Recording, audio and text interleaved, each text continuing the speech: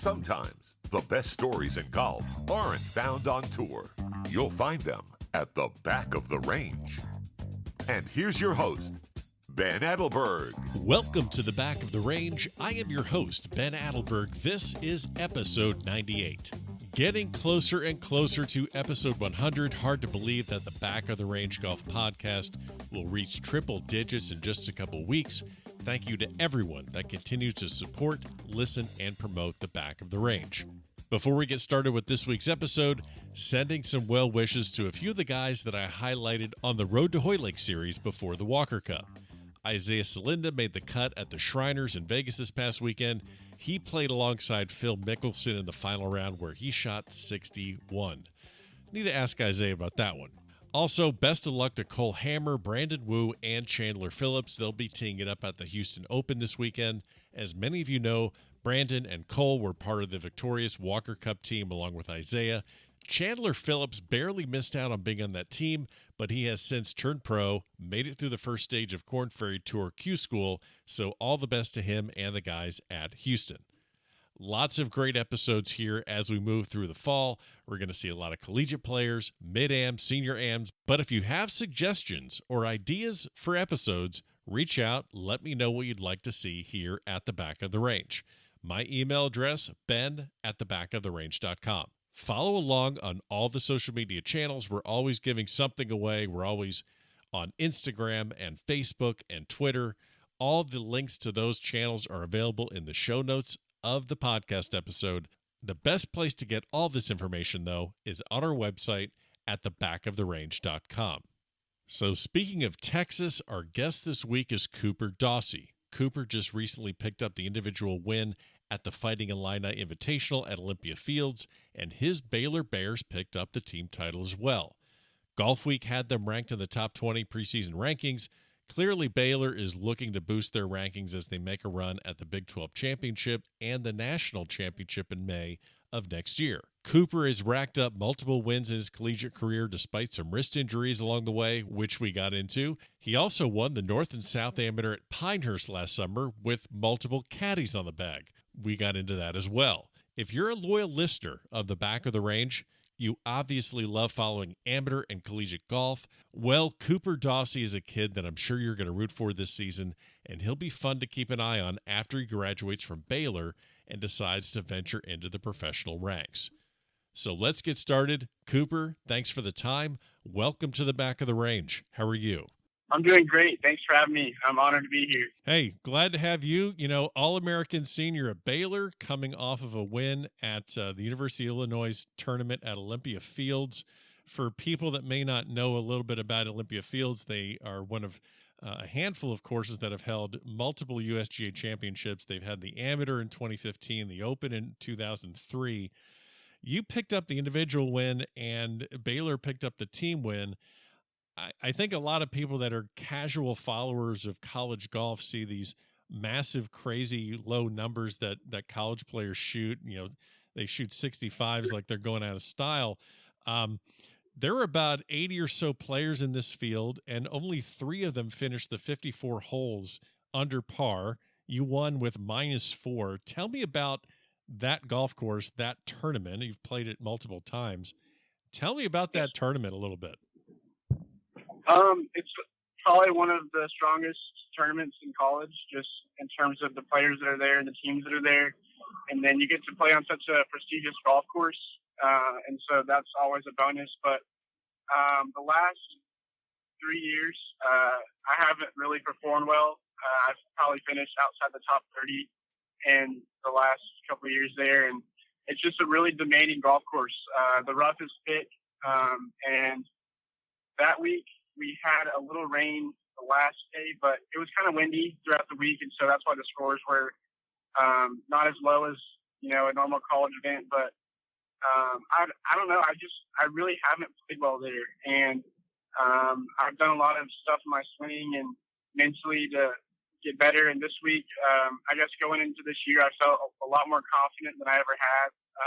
And I hit a bunch of fairways. That's really important out there. Sure. Because it's very penalizing to be in the rough. And so, I don't know, the putter got hot the last day, and I was able to have a big lead going into the last two holes because I almost gave it away. But it was a good week for me personally, and but man, just to get the team win was really special too. Yeah, and that's a kickoff to your senior season, and obviously that place, because I spoke with Coach Mike Small of Illinois last year, and that tournament just seems to just kind of, it's like, all right, welcome to the season, and you just kind of get kicked in the mouth with that place because you're playing at about what, like 7,200 yards. It's a par 70. Yes, sir. Yeah, so that place is just no joke. But so to come out of there with a win, I'm guessing that's got to be one of the toughest setups you're ever going to see in college golf. Absolutely. I think it's like I said, it's got a really strong field, but the golf course itself is just brutal. It's really easy to make a bogey, and so you've really got to miss in the right places. And I think I only missed it short-sighted one time all week, which is rare for me. So I played smart, and I guess playing smart, on a hard golf course pays off. Yeah, well, you picked up a win in your freshman year. I know you're an All-American, and you have a win in your sophomore year at the Royal Oaks. We'll get into a little bit more of your accomplishments. I definitely want to hit back on confidence because I want to ask you a little bit about some of the injuries you've dealt with in your college career. But before we go into you as much, let's talk a little bit about your family's connection with Baylor. You are far from the first in your family to go to Baylor, and I would imagine far from the last. So let's see, 30 to 40 family members on both sides, both your mom and dad's side, have gone to Baylor. Is that correct? Yes, I think that's around 35. Okay. So I think I'm like a fifth generation Baylor Bear on both my parents' sides of the family. Yeah, so your aunt played basketball there. Your mom was, I think, on the cheer squad. So let's get inside the Dossey family dynamic here on a Baylor football Saturday. How bad does it get? Who can't handle it? Who gets a little too riled up? Let's throw some family members under the bus here in a nice, friendly format. Talk to me about what a Dossey football Saturday looks like. See, if we're watching at home, my mom likes to watch like the cheerleaders do their stuff, and so she knows all the dances and the fight song, and so like she'll start doing it and try to get me and my little brothers to do it as well. I'm like, that always happens at some point during the game. And then my dad he loves the uniforms, so he follows a Twitter account about what they're wearing that week, and he gets all geeky about the different outfits, and he says like they're the good or bad. So basically, I think his dream job is to do the Baylor football uniforms. And then my little brother Sam is like, he knows every player on every team. So football, basketball, baseball, golf at Baylor. And I remember when we played Michigan State in a bowl game a few years back. I don't remember the year it was, but I think we lost by either a field goal or a touchdown. And he started crying like super hard and just bawling. And he's super connected with the football team. So, and then to be honest, my brother Luke, who's a freshman, and we like going to the games, and we root for them, but we're not like as connected as our parents and my little brother. Right. But we're always screaming if good things happen. And I guess that Baylor's just like a super special place in my family's heart, and we've all bled green and gold our whole life. So we're very connected with the university. Yeah, and I know that coming out of high school, I know you won multiple state championships, not only team but individual. You had a great junior career, All-American at the AJGA, won numerous awards with them, sportsmanship awards, and just an excellent junior career. But Baylor was not your first choice, so Texas A&M was kind of a place that you were going to go to, and I know that you. Yeah. I know that after your brother took his visit, you took another look at Baylor. So I know the campus, the atmosphere on campus was a big reason, but talk to me a little bit about your first meeting with Coach Mike McGraw and how that maybe meeting him, how that helped you make the decision to go to Baylor. He's a very well-respected human being, not just a golf coach. And my faith is very important to me, and it's also very important to him. And obviously, that's a big part of Baylor. And so I was committed to A&M, and about a month before I signed, I just got this weird feeling like I just needed to go to Baylor and make sure it's not the place I'm supposed to be, basically. Just make sure that it is the school for me. And thankfully, Coach Higgins was very, very kind about it, and he let me go on an official visit to Baylor, still being committed to A&M. And it was funny. We were trying to hide it the whole week while I was at Baylor. We didn't want anyone to know except for A&M, me and my family. No one knew but the coaches in my family. And so I sat down with Coach McGraw, and we talked for a while. But the most important thing to me is the guy that I'm going to be playing for is going to be basically my dad for the next 4 years. Right. Because moving away from home, I'm really close with my family, and it was hard for me to leave. But I think the most important thing about Coach McGraw to me is how important Jesus Christ is to him. And so I feel like that was, the most, I feel like that connected me and him very well. And so I had an incredible visit. There was nothing bad that happened. It was all good.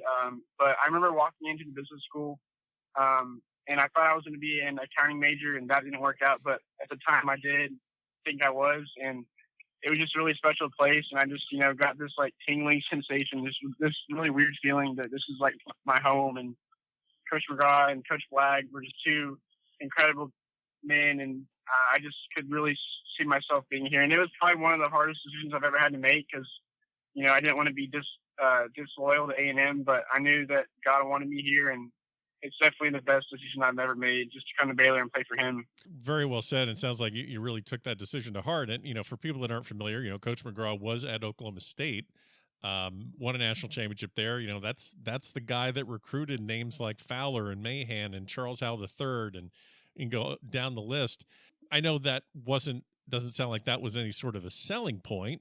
You had other priorities in mind, but I'm sure that there are other golf accomplishments that are on your radar after college.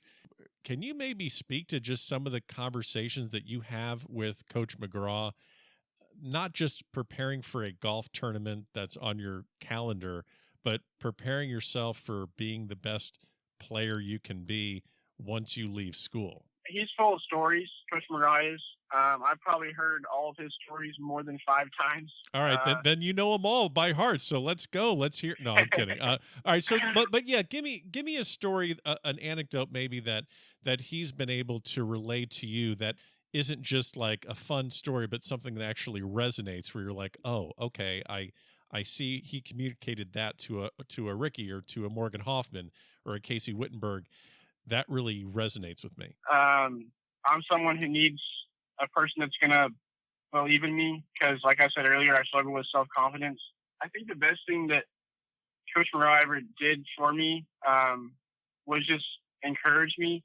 And, my freshman year, my short game is the best part of my game, and I'm very creative as well. And he's always related me to Sevy Balceros.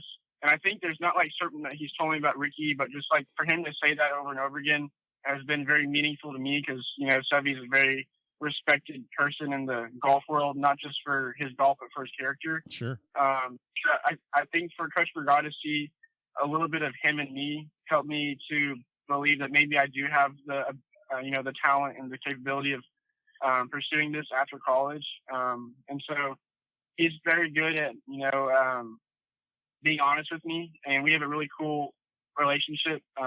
And, we are really good at holding each other accountable to things that we ask of each other in terms of how me and him communicate. And so honestly, I think that's probably one of the coolest things that he's ever done to me is just, giving me the encouragement that I need, but also giving it through other people, I guess.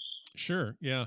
Well, I want to ask, I know you've spoken. I know there have been several articles written about some of the injuries that you've dealt with throughout your, career. I'm not going to take you down the entire timetable of when this hurt and when you had surgery. I know it was last November you had some surgery to repair your wrist and some torn cartilage. But I guess my question is something that might actually be relatable to listeners of this podcast, whether they're junior players or even senior amateurs. But, you've had these different injuries. How did you build the confidence back to be able to mentally say to yourself, okay, I have to swing hard and down through this golf ball, and I'm confident that my wrist is going to hold up? Do you kind of remember the early stages of how you were able to rebuild confidence in your body? to be able to handle hitting a golf ball? To be honest, it was very hard for me personally. Before surgery, the 2 years that I did battle with it, I really never was fully confident about hitting a golf ball. And so I really didn't perform at my best. And it wasn't until after surgery that I really felt like I could actually go and, hit the ground and take a divot, because the doctor told me after surgery that I couldn't do anything more to hurt it, basically. I mean, obviously there's a chance that I could hurt it hitting it off a root or something, but just like a normal golf shot, I can't hurt it. And it's easy to believe that when he's telling it to you, but, after sitting out for a couple months and coming back, it's hard to really do it. And so the first month I really struggled with hitting the ground. And then I can't remember a certain point or, like a certain shot that I felt like brought me back. But honestly, I think it was just a lot of prayer. And I had a lot of people that pushed me, a lot of people, mainly my teammates, getting me out on the golf course, and encouraging me, telling me about all the stuff I've done in the past. And I guess just having that belief from my other teammates helped me a lot. But in terms of how it could help, junior golfers and senior golfers, it's just a game. I think that so often people put golf, as their idol, and make it, who they are, I guess is what I would say. And to be honest, best thing that I ever understood was that golf isn't who I am. It's the thing I do. Right. I've been gifted with the talent to play it. It's God's timing. And I just, put my full belief in him and tell myself that, he's got it all under control, and I just got to go and do it at my best ability. And I think that knowing that, I have people around me that believe in me helps a lot too. But to be honest, there's not like a certain shot. It's just knowing that I can go out there and do it. And just forgetting about the past and pressing on to what's, ahead. And that's always the next shot. No, you're 100% right. I can't tell you how many times that you shoot a bad round and you feel like you're bad. No, it's just you didn't have it on the golf course that day. It has no reflection on you. So you mentioned that your short game is your strength. What were kind of your practice sessions like coming back from an injury? Was it basically just a lot of light contact putting and chipping drills? I mean, like I said, we have a lot of listeners that are, maybe they're coming back from an injury or they have limited time to practice for whatever reason. How did you get the most out of your practice sessions, while trying to rehab, so to speak? I owe all of my comeback to my trainer, Austin, who's now with the Patriots. He was at Baylor, but he got a better gig at the Patriots. But man, you might have just lost a lot of my listeners with saying New England Patriots, but we're gonna press on. We're gonna press on anyway. It's okay. I can edit that out. No, I won't edit it out. I'm not a Patriots fan, but no, he made a really strict schedule for me every single day when I came back, and a lot of it started out just putting, and I wasn't allowed to hit anything off turf when I came back. Yeah, it was all tees. Like I can't tell you how many tees I broke, just hitting wedges, and I hit some chips off tees, bunker shots off tees. I mean, there was no contact with the ground for probably 2 to 3 weeks, and it was hard because out of habit you just put a golf ball down, chip it, and so, but that was. I had to be very disciplined. That's an area that I struggle in. Is I'm not a very disciplined person, and so that helped me a lot in that area. But yeah, I just hit a lot of golf balls off tees for 2.5 weeks, and tried to get more shallow with my golf swing so I wasn't as steep and I wouldn't hurt it again. But that's that was really difficult, but it was also kind of fun. Having to hit shots like off tees that you have no idea that you've never done that before. Like, I don't know, it was kind of cool hitting a bunker shot off a tee and getting it to spin real quick. But then after 2 to 3 weeks, I kind of progressed into hitting full swings off tees. And I started, when people go to the range, normally they hit wedges first and then they go up to their driver or whatever. And I actually started backwards. I started with my driver and hit the clubs that wouldn't take as big a divots, I guess. Yeah. And so the wedges have always been hard for me, just because I do take big divots with my wedges. And so that was the hardest part to get back to. And I tried to, save it for as long as I could. So I knew that when I did get to the wedges, I was able to hit them. So this is an injury that not only had you trying to rehab your body, but actually having to kind of re-examine how you're going to approach the game. So I'd imagine that taking spin off of wedges, off of short irons is now something you're pretty good at because you've had to learn how to minimize that downward descent through the ball. Absolutely. I think for the longest time, I've always been someone who likes to chip and hit like the stupid chips that no one ever practices. So I mean, I'm always hitting flop shots and trying to spin it out of bunkers. And I don't know. I just love seeing the ball spin, whether it's a full wedge and stuff. And so, that's good at a young age to do. But once you get to college, you're trying to control your spin, not spin it a lot. And so I think in that period of time, I really worked hard at dialing in my short irons and my wedges and getting really good at, being pin high at every shot inside 125 yards. Yeah. And so it definitely made me less steep and gave me the ability to be more consistent with my spin control. It's a shame that, and I'm going to date myself, but it's a shame that you're as young as you are, because you would have had a lot of fun when Balata golf balls were all the rage. Yeah. Because I mean, do you remember the first time you got your hands on, a golf ball that, like a Pro V1 or some ball that had massive amounts of spin, and you're like, oh my God, this is completely different. Yeah, I mean, I remember going in the woods, back at home when I was younger and trying to find the Pro V1s and, taking them to the short game area and trying to spin them out of the bunker. Yes. Like, it's crazy watching it do that. It's crazy what a golf ball can do. But yeah, I just remember going hunting for golf balls when I was younger in the woods. Okay, so this is perfect. So you're a golf dork. You're a golf dork. Yeah, perfect. I am a golf dork. Okay, perfect. No, that's a good trait to have. Let's talk about your team. As we discussed, picked up a win.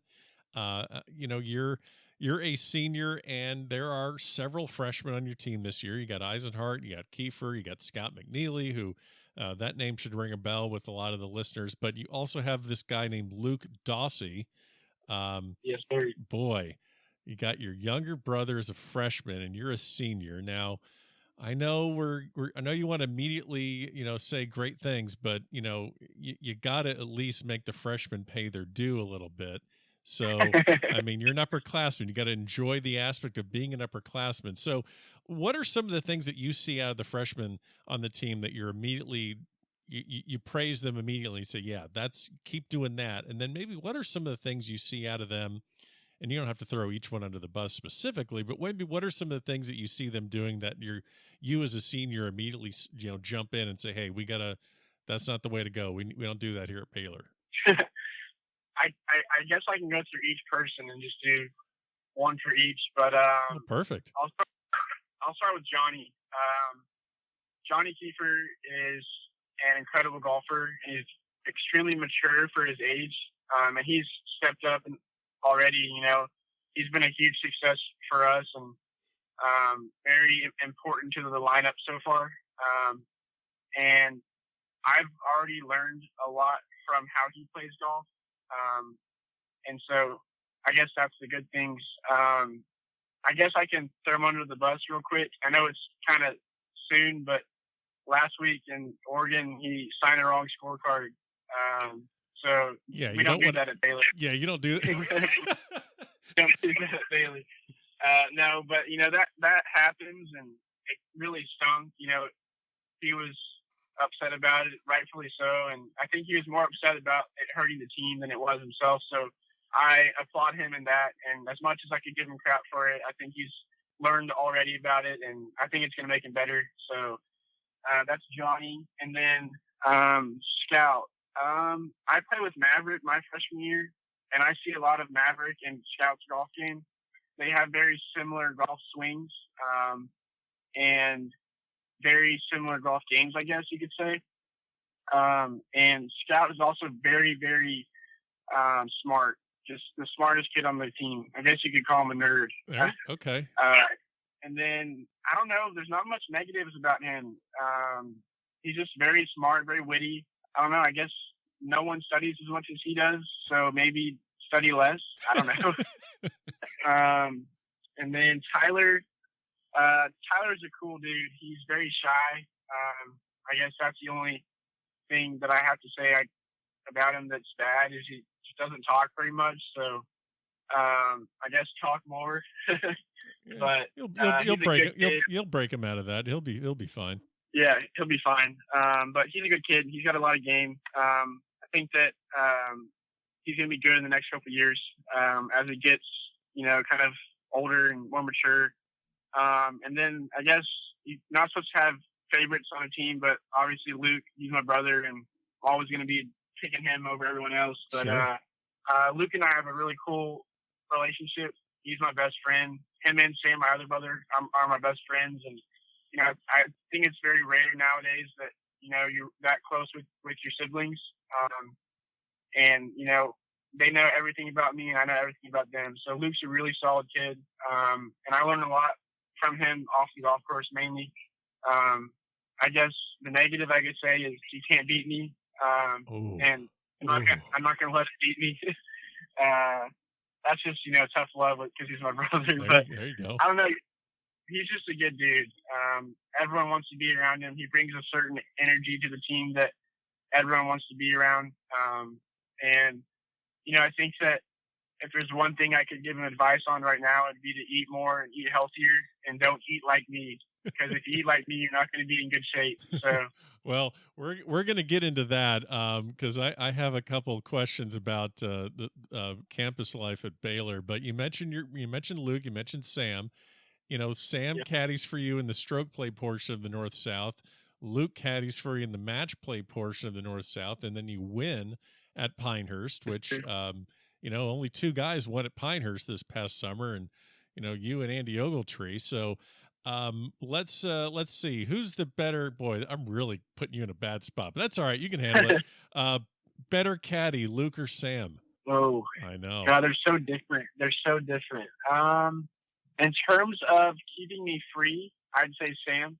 Okay. Sam's really good at making me laugh. And then in terms of getting mad at me when he needs to be, that's Luke. When I hit a bad shot and kind of overreact, I think he's good at that. So I think that if I could combine them into one person, it'd be the best caddy in the world. There you go. I don't know. I don't prefer to have either one of them. I'd rather have them both. And if someone is like at the USM, Luke had his appendix out, so he couldn't caddy, and Sam had to jump in, and I was completely fine with it. So they're both really good.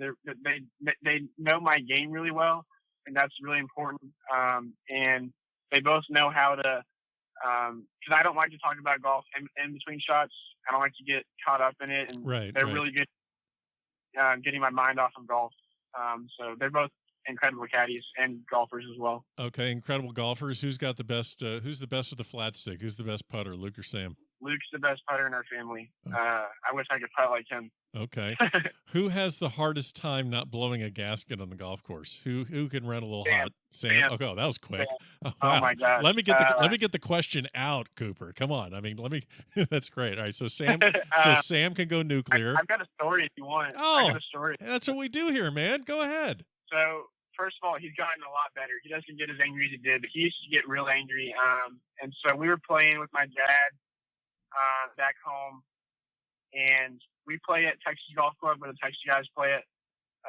And our house was on hole 17, and my grandparents' house was on hole 15. And so, when Sam hits like a decent shot at this age, he was probably like 10 years old. Even if he hit to like 40 feet at 10 years old with, a 6-iron, he'd, sulk and slam his club and kind of just get upset. And it was real funny. Like, looking back, he laughs at it. And we had this video on our phone of a time when he was starting to kind of blow up. And we were on hole 15. And my grandparents have a gate in their backyard. And my dad and I just didn't think about it at the time. But my dad started taking a video of Sam because we were, like, expecting, a breakdown. Sure. And he threw it into this par 4 because he hit it nowhere. And he just, like, cold thins it right in the bunker. And he just like hits it and just kind of like drops his club a little bit, and he's holding it. And my dad's got the phone out, and Sam looks up at my dad and just says, "Thanks, Dad," and like starts sulking and just puts his club in the cart and just runs into my grandparents' backyard and walks home. Like, left the golf course. So I'm taking my ball and I'm going home. Yeah, he's definitely had the hardest time with that out of the Dossey boys, but he's gotten a lot better, and he's actually playing really good right now. So props to him. Nice.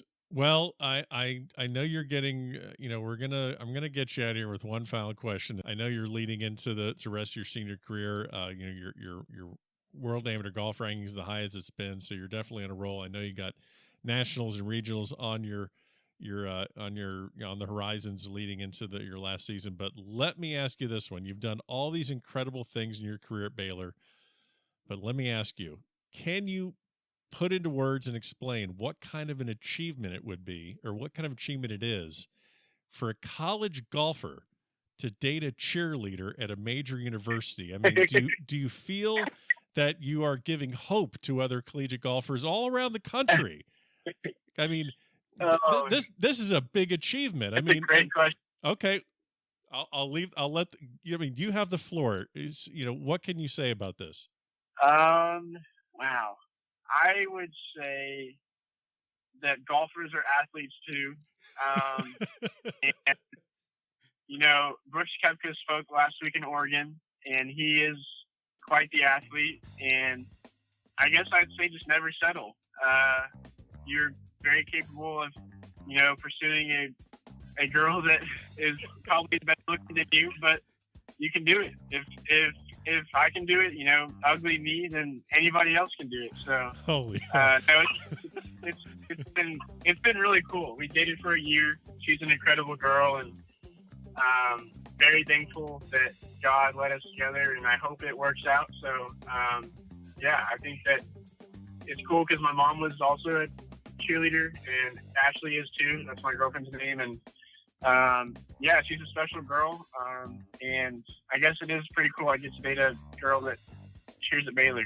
I don't know how you do it, man, but I mean, all the best. And I mean, that's your I mean, I know it's not a golf phrase, but you're out kicking your coverage, but keep doing it, man. Just don't think about it. Well, this has been a lot of fun. I wish you the best throughout the rest of your collegiate career. Stay healthy, enjoy the last year of college and all that comes after it. And I'm sure we'll be seeing you more as national championship time rolls around in the spring. But glad you're able to stop by. Good luck the rest of the way, and thanks for coming by the back of the range. Thanks for having me. I had a blast. I've been, on Instagram, and I've seen your channel, and it's an honor to be on it. So I really appreciate you doing this. Thank you. And there you have it. Special thanks to Cooper Dossey of the Baylor Bears for joining us this week. Best of luck to him and the rest of the Baylor Bears as they make their run for a national championship. Don't forget, follow us on Instagram, Facebook, and Twitter. All the information you need, every single episode, is at thebackoftherange.com. So we'll see you next week for another episode here at the Back of the Range.